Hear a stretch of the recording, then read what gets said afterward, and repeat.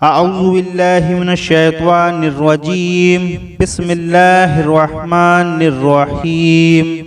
इमाम हुसैन क्या यजीद के मुरीद होने को तैयार हुए। बिलमुसाफ़ा गुफ्तगू। एक रात इमाम अली मुकाम ने इब्ने साद को बुलाया। दोनों फ़ौजों के दरमियान मुलाकात की जगह मुकर्रर हुई। इमाम ने फरमाया, क्या तुम नहीं जानते कि हम हक़ पर हैं? इब्ने साद बोला, जानता हूँ और मानता हूँ कि आप हक़ पर हैं। इमाम हुसैन ने फरमाया, क्या तुम नहीं जानते कि यजीदी हुकूमत बातिल है? इब्ने साद बोला, जानता हूँ कि यजीद ने शरीयत की कई हदों को तोड़ा है। इमाम हुसैन ने फरमाया, तो फिर बातिल को छोड़कर हक़ के साथ मिलते क्यों नहीं? इब्ने साद बोला, मेरे मकानात गिरा दिए जाएंगे। इमाम हुसैन ने फरमाया, हम नए बनवा देंगे। इब्ने साद बोला, मेरी जायदाद छीन ली जाएगी। इमाम हुसैन ने फरमाया, हम उससे बेहतर अता कर देंगे। इब्ने साद बोला, आखिर आप चाहते क्या हैं? इमाम हुसैन ने फरमाया, हम तुमसे कुछ भी नहीं चाहते, सिर्फ दो बातें करना चाहते हैं, और वो ये है कि हम यहाँ खुद ब खुद नहीं आए, बल्कि हमें कूफियों ने सैकड़ों खत लिख कर फरमाया, और ये आने के बाद हमने ना तो कोई लश्कर जमा किया और ना ही किसी शहर पर हमला किया है। ऐसी सूरत में हमारे सामने फौजें लाने का कोई ज़वाज नहीं। और दूसरी बात यह है कि या तो हमें वापस मक्का मुअज़्ज़मा जाने दिया जाए, या किसी सरहद की तरफ जाने दिया जाए, या फिर दमिश्क जाने दिया जाए, ताकि हम यजीद के साथ कुछ गुफ्तगू कर लें।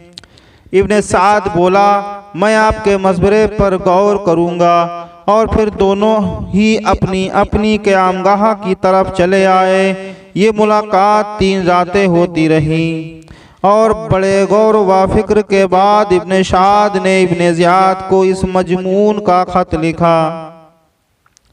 मैंने मामलात को अच्छी तरह कंट्रोल कर लिया है। अब हुसैन ने 3 शर्तें रखी हैं। अव्वल ये कि मुझे मक्का मुअज़्ज़मा जाने दिया जाए।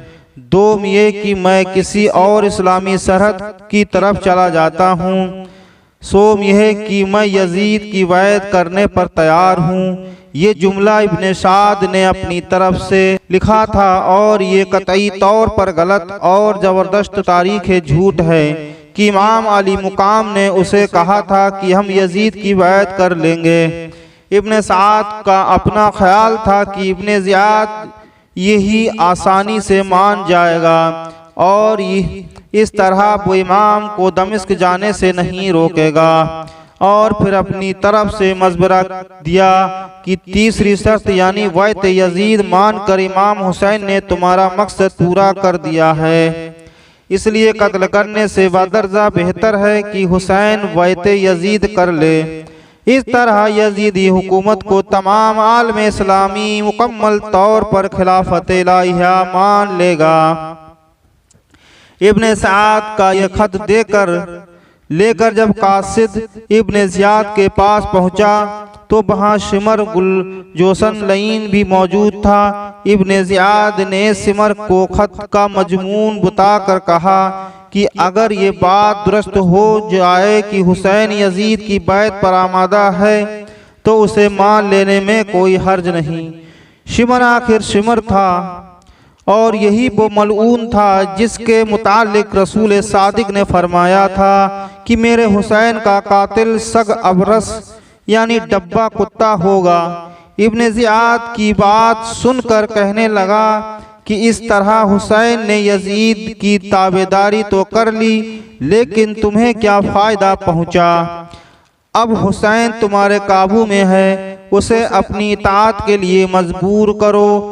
और मैंने ये भी सुना है कि इब्ने साद कई रातों से हुसैन के साथ खुफिया साजबाज कर रहा है। इब्ने ज़ियाद ने शिमर की तजवीज़ फ़ौरन मान ली और इब्ने साद को खत लिखा, मैंने तुझे हुसैन को किस किस्म की रियायत देने के लिए नहीं भेजा। अगर तुम ज़रूर ही ढील देना चाहते हो तो उसे बता दो कि यजीद की वैद बात की बात है, पहले तुम्हें इब्ने ज़ियाद की इताअत करना होगा।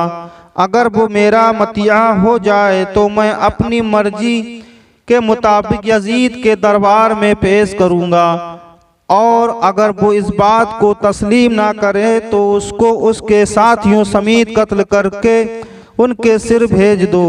और अगर तू ये काम नहीं कर सकता तो अपने ओहदे को छोड़कर फौरन अलहदा हो जाओ और सब काम सिमर खुद कर लेगा।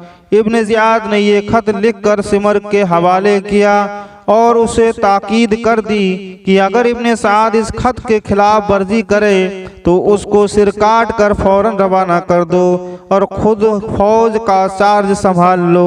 सिमर ने कहा कि एक मेरा भी काम है। इब्ने ज़ियाद ने पूछा वो क्या? सिमर ने कहा हुसैन के साथ मेरे चंद रिश्तेदार भी हैं, उनके लिए अमान चाहता हूँ। इब्ने ज़ियाद ने कहा उनके लिए अमान है। सिमर ने अमान नामा लिखवा लिया और इब्ने ज़ियाद का खत लेकर करबला में आ गया। उमरू बिन साद को मिलकर खत दिया और पूछा कि अब तुम्हारा क्या इरादा है? इब्ने साद ने कहा कि इब्ने ज़ियाद के हुक्म की तामील करूँगा और कर भी क्या कर सकता हूँ, जबकि उसे अच्छी तरह मालूम था कि इमाम हुसैन रज़ियल्लाहु ताला अन्हु तो यजीद की वायत मानने से भी कतई तौर पर इनकार करते हैं, तो वो इब्ने ज़ियाद की इताअत कैसे करेंगे?